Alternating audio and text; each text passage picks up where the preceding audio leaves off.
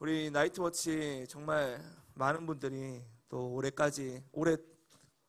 끝날 때까지 정말 우리 이제 스태프들하고 이제 사역자들하고 이야기하면서 그런 이야기 했어요. 우리가 예전에 나이트워치 할 때는 이렇게 늦게까지 남아있는 사람이 얼마 없었는데 우리 정말 모든 성도들이 정말 우리 문장로님 또 뿐만 아니라 많은 분들이 끝까지 남아서 이 10시간 동안 그 예배에 젖어 들어가고 정말 어떻게 시간이 지나간지 모르겠어요. 저는 태어나서 처음으로 밤샘을 해봤습니다. 어디서도 공부할 때도 밤을 안 샜거든요. 저는 빨리 자고 그냥 일찍 일어나는 스타일이기 때문에 그렇게 했는데 제가 이제 밤을 새고 이제 집에 들어가니까 너무 뿌듯하더라고요. 와, 내가 밤을 샜다 이제. 그리고 이제 예배도 이제 여러 타임에 들어가서 같이 섬기고 또 찬양하고 이게 얼마나 저에게 또 뿌듯하고 기쁨이 되었는지 모릅니다. 정말 뭔가 하나 이루어낸 것 같은 뭔가 한번 돌파하고 이뤄낸 것 같은 그런 이제 뿌듯함이 이제 저 안에 일어나더라고요. 여러분, 저와 여러분 모두가 다 그런 마음인 줄로 믿습니다. 월드컵에서 이기지 않더라도 우리가 예배에 승리하고 정말 이 양산 증산 땅에 밤을 바꿨다는 이런 자부심이 제 안에 막 일어나는 거예요. 예배에 대한 마음이 일어나고. 그래서 오늘은 제가 설교를 좀 일찍 마치려고 합니다. 좀 일찍 마치고 그래서 우리 각 타임별로 팀별로 모여서 피드백 시간을 좀 가지려고 합니다. 그래서 그 피드백들을 리더들께서 좀 올려주시면 저희나 대표 목사님께 전달해 주시면 저희가 또 이제 그 피드백을 가지고 우리 다음 시즌에 또 어떤 사역을 우리가 준비할 것인지 어떻게 더 좋은 더 정말 기름 부음 있는 그런 예배를 우리가 준비할 것인지 함께 또 그렇게 논의하도록 하겠습니다. 자, 오늘 본문은 마태복음 24장 6절, 7절, 8절입니다. 6절, 7절, 8절 우리 한 목소리로 같이 읽겠습니다. 시작. 난리와 난리 이런 일이 있어야 하되 아직 끝은 아니니라. 대적하여 일어나겠고 곳곳에 기근과 지진이 있으리니 이 모든 것은 재난의 시작이니라. 아멘. 자, 여러분, 제가 지난번 엔타임 할 때 지금 오늘 엔타임이 세 번째입니다. 세 번째인데 마태복음 24장 안에서 지금 계속 돕니다. 제가 지난번에 그 엔타임을 다룰 때 무엇에 관해서 다뤘습니까? 사람의 미혹에 관한 내용으로 제가 말씀을 전했습니다. 이 사람의 미혹을 받는 것이 얼마나 무섭고 끔찍한 일인지를 우리가 살펴봤어요. 그래서 여러분, 이 마지막 때에는요, 사람을 잘 만나는 게 굉장히 중요합니다. 좋은 만남의 복이 여러분에게 있기를 축원합니다. 그리고 또 제가 지난 시간에 마지막 때에 두 짐승 시대가 온다 그랬습니다. 요한계시록 13장에 보면 두 짐승 시대가 출현합니다. 여러분, 11장의 제목이 뭔지 아십니까? 요한계시록 11장. 두 증인 시대입니다. 두 증인.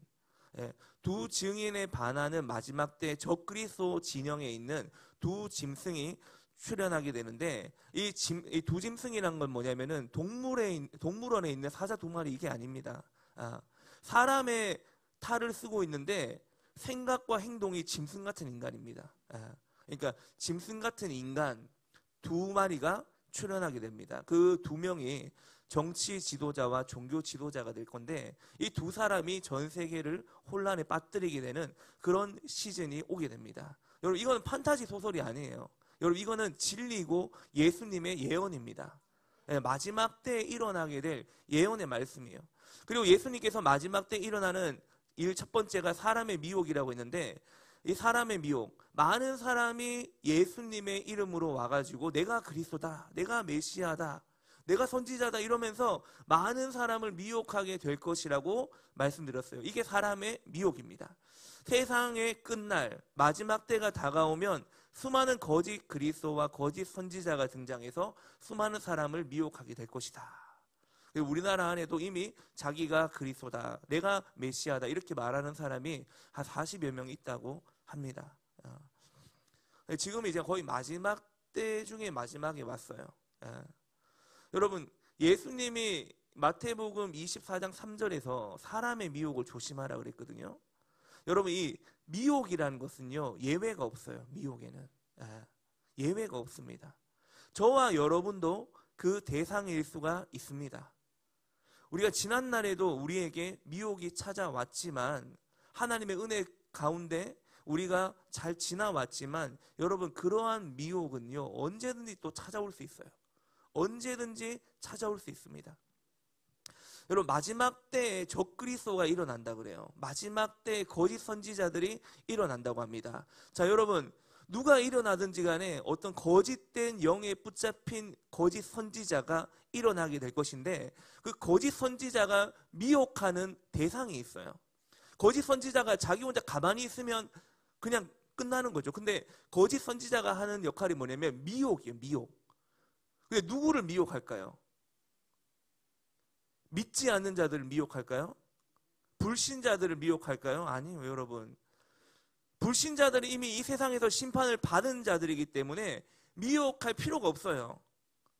마지막 때 일어나는 거짓 선지자, 적그리스도는 믿는 자들을 미혹하는 것입니다. 마태복음 24장 24절 말씀입니다. 자, 같이 읽게요. 시작.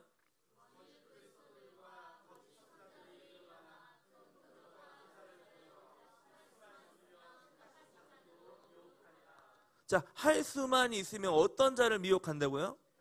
택하신 자를, 선택받은 자를 미혹한다는 겁니다. 선택받은 자를 미혹한다는 거예요. 여러분, 선택받은 자들이 어디에 모여 있습니까? 교회에 모여 있죠. 그래서 여러분, 마지막 때 거짓 선지자가 출현하면서 제일 먼저 어디를 흔드냐면 교회를 흔드는 거예요. 교회. 베드로전서 4장 17절에 보면 하나님의 집에서 심판을 시작하신다고 그러죠. 왜 하나님의 집에서 심판을 합니까? 마지막 때 그 스토리 가운데 그게 있는 거예요, 내용이. 하나님께서 마지막 때 알곡과 가라지를 가르듯이 하나님의 집을 심판해서 거짓 그리스도가 출현해서 교회를 흔들든지 사람을 흔들든지 진리를 흔들든지 이제 관계를 깨뜨리다든지 그렇게 흔들어서 하나님의 알곡과 가라지를 분별하는, 나누는 시즌이 온다는 것입니다. 그래서 여러분, 예수님이 우리한테 뭐라고 하냐면 깨어있으라고 하는 거예요. 깨어있으라. 그 미혹을 당하지 않으려면 깨어있어야 된다. 여러분, 예수님도 이야기하시고 사도 바울도 이야기하고 끊임없이 성경에서 사역자들이, 사도와 선지자들이 깨어있으라고 하는 것입니다. 우리 좌우를 보고 이야기합시다. 깨어있읍시다. 깨어있읍시다. 네, 졸면 안 됩니다. 그죠? 영적으로 육적으로 다 깨어있어요. 여러분, 이 깨어있으라는 말은요, 세상에서 잘 쓰는 말이 아니에요. 예. 여러분, 세상 사람들한테 여러분 우리 영적으로 깨어있읍시다 이렇게 이야기합니까? 세상 사람들한테. 세상 사람들끼리 자기들끼리 모여서 하는 말은 뭐예요? 우리가 술 깨자 이렇게 이야기하죠. 예. 잠 깨자. 영적으로 깨어있자. 마지막 때니까 우리가 분별하자. 이런 이야기는 교회에서밖에 하는 이야기가 아닙니다. 교회에서밖에 하는 이야기가 아닙니다. 데살로니가전서 5장 6절에 보면 그러므로 우리는 다른 이들과 같이 뭐라고요? 자지 말고 오직 깨어 정신을 차릴지라. 이 바울이 볼 때는요, 그 바울이 사역했던 수많은 교회 안에 믿는 자들이 있잖아요. 근데 믿는 자들 안에서도 잠자는 자들이 많이 있었나 봐요. 여러분, 이 잠은요, 그냥 육신의 잠이 아니죠. 영적인 잠을 말하는 거죠. 영적인 잠을 자고 있는 거예요. 여러분, 우리가 거듭남을 경험했지만 거듭난 영이 잠들 수 있다는 겁니다. 그래서 사도 바울이 우리는 다른 이들과 같이 자지 말자. 오직 깨어 정신을 차리자. 이거 누구한테 하는 말입니까? 성도들한테 하는 말이에요. 어떤 성도들은 자고 있는데 우리는 자지 말자. 오히려 우리는 깨어 있자는 겁니다. 할렐루야. 여러분, 깨어 있어야 됩니다. 여러분, 이 마지막 때는 여러분 하나님의 시침이 굉장히 빨리 움직이는 시즌이에요. 마지막 때 여러분, 지금 일어나는 이 세상의 일들을 보면 저는 주님이 곧 오셔도 이상하지 않다는 생각을 합니다. 물론 이제 제가 생각하는 것보다 마지막 때 환난은 더 크게 일어날 수 있겠지만 저는 늘 임박한 주님의 재림을 생각하고 산다는 거예요. 여러분도 그럴 수 있길 축원합니다. 여러분 성경에서는요 깨어 있으라고 자주 이야기하죠. 자주 이야기합니다. 왜냐하면 깨어 있지 않으면 미혹당할 수 있기 때문에 그런 겁니다. 여러분 아담과 하와가 대표적인 예로 이제 여러분 창세기 3장에 보면 그 선악과를 먹은 아담과 하와 이야기가 나오잖아요. 여러분 아담과 하와가 뱀의 미혹에 걸려 들게 되니까 결국에는 하나님 말씀을 어기고 배반하는 일까지 일어납니다. 여러분 아담과 하와가 어디에 있었습니까? 에덴 동산에 있었어요. 에덴 동산은 하나님이 창설하신 곳입니다. 하나님이 만드신 곳이라고요. 근데 그 에덴 동산에서 아담과 하와가 뱀의 미혹을 당했습니다.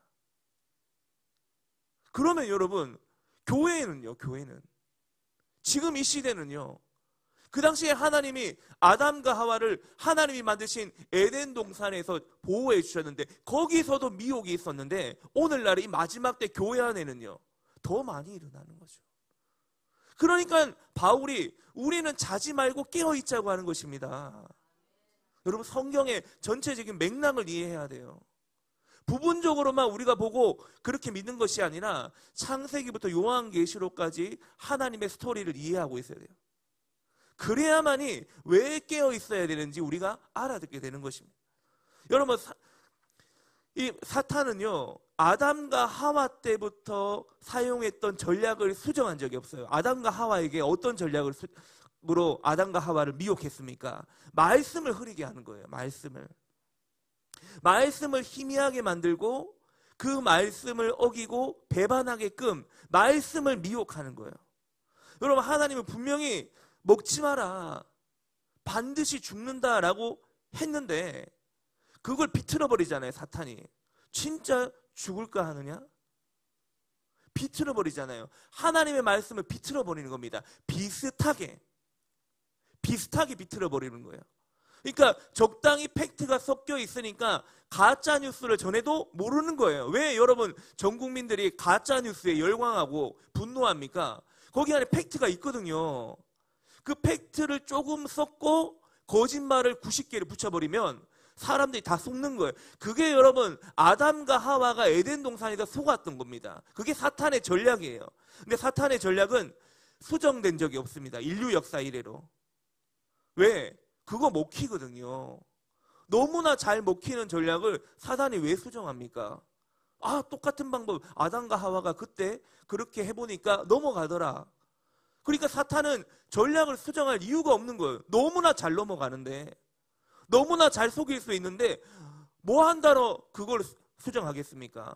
여러분 그래서 사탄의 이름이 뭔지 아세요? 요한계시록 12장 9절에 보면 같이 읽을게요. 시작. 큰 용이 내쫓기니 옛뱀 곧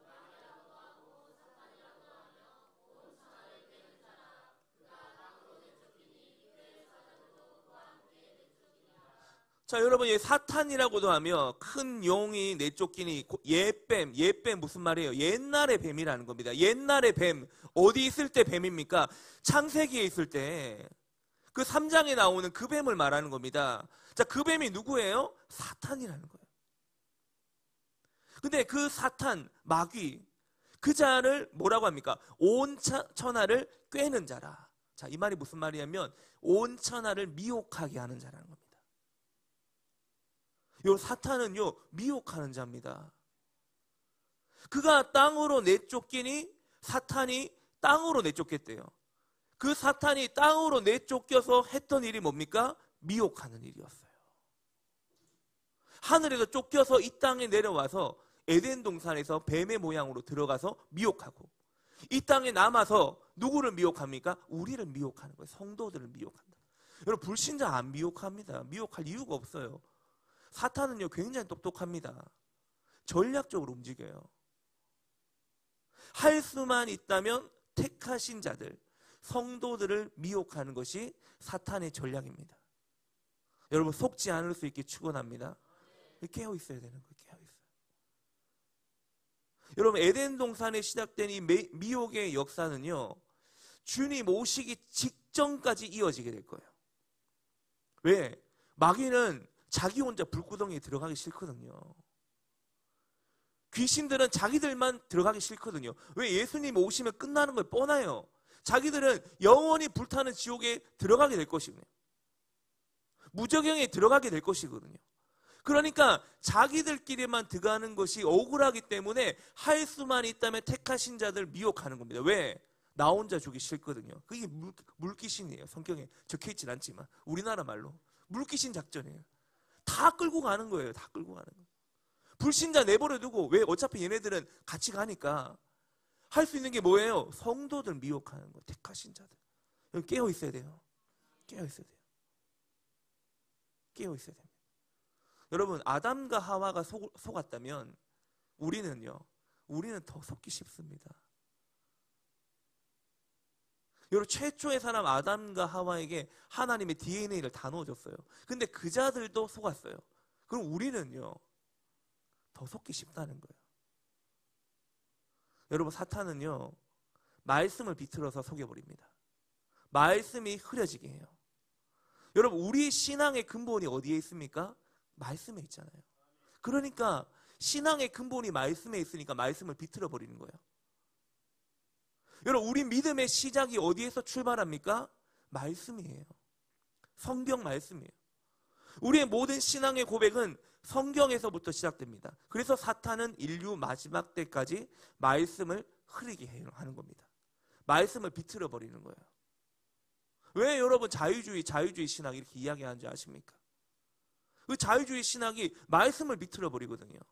우리는 성경이 무효하다고 믿는데 걔네들은 뭐라고 하냐면 성경은 사람이 쓴 책이라고 하는 거예요. 그러니까 사람이 쓴 책이니까 결점이 있고 오류가 있다. 시작과 출발이 다른 거예요. 그러니까 결국에는 말씀에서 멀어지는 거죠. 왜? 사람의 생각과 사상으로 계속적으로 접근하니까. 하나님의 말씀은요, 하나님의 관점으로 봐야 돼요. 사탄은요, 성도의 신앙의 표준이 말씀이라는 것을 너무나 잘 알고 있기 때문에 그 말씀을 떠나 살도록 미혹하는 사탄의 역사는 마지막 엔타임 때까지 계속 진행이 될 겁니다. 여러분, 우리가요, 이 세상을 살아갈 때요, 어떤 정해진 삶이 있고 규칙적인 삶을 살아낸다는 게요, 쉬운 일입니까? 어려운 일입니까? 정해져 있고 규칙적인 것 어렵습니다. 여러분, 아침에 제가 일어나는 시간 딱 맞춰놔도 항상 그 시간에 일어날 수 있을까요? 그렇지 않습니다. 쉽지 않아요. 어떤 신호를 지킨다든지 규칙을 지킨다든지 그게 쉽지 않습니다. 그래서 아이들한테 어릴 때부터 이 규칙을 계속 주는 거예요. 왜? 쉽지 않지만 바르게 자라기 위해서 우리가 예배 캠페인 하는 거예요. 우리들도 어른들도 같이 노력하고 아이들도 같이 해서 같이 신앙의 교육을 세워나가는 겁니다. 여러분, 사람이라는 것은요, 원래 동물은 본능적으로 어떤 변화를 추구하는 성향이 있어요. 그래서 반복적이고 규칙적이고 정해진 삶을 사는 것을 힘들어하는 존재예요. 우리 안에 있는 어떤 자율성이 통제받는 것을 힘들어합니다. 마찬가지로 여러분, 성도들이요, 이 마지막 때에 하나님 말씀대로 사는 걸 쉽게 생각할까요? 어렵게 생각할까요? 어렵게 생각합니다, 여러분. 어째 그걸 다 지키냐는 거예요. 십계명을 어째 그걸 다 지키냐 한다는 거예요. 너는 하나님 말씀대로 다 지키냐? 우리는 다 지키지 못한다 할지라도 다 지킬 수 있다고 믿어야 됩니다. 할렐루야. 왜냐하면 그 말씀은 내가 이루는 게 아니에요. 내가 지키면 안 되죠. 내 안에 계신 성령께서 이루시게 하시면 되는 것입니다. 여러분, 십계명 지키는 게 쉬워요? 안 지키는 게 쉬워요? 지키는 게 쉽습니다. 여러분, 다 간음하고 다 도둑질 다 합니까? 부모 공격 안 해요? 여러분, 십계명 지키는 게 쉽습니다. 오히려. 네? 근데 마귀는 계속 그래요. 요한일서 5장 3절에 뭐라고 해요? 이 계명은 무거운 것이 아니라, 너희에게 무거운 것이 아니다. 여러분, 왜 그렇죠? 왜 십계명을 지키는 게 어렵기보다는 쉽다고 말하는 줄 아세요? 내가 지키는 게 아니거든요. 내 안에 계신 예수님께서 지켜내게끔 만들어 가시기 때문에 지킬 수 있다는 것입니다. 여러분, 마지막으로 이 말씀 보고 말씀 마치겠습니다. 고린도전서 4장 6절이에요. 4장 6절 같이 읽겠습니다. 시작.